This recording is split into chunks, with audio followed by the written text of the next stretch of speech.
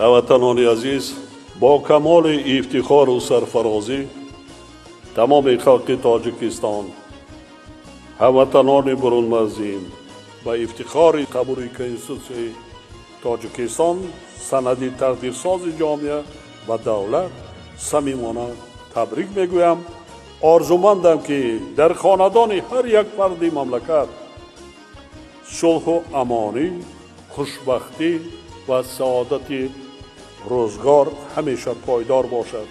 بگذار کنستیتوسیون همچون یکی از مقدسات ملی ما برای استقلال و آزادی دولت و دولتداری مستقل تاجیکان، پیشرفت استواری آن، کفیل دائمی امنیت و ثبات کشور و زندگی آرام و آسوده مردم تاجیکستان خدمت نماید.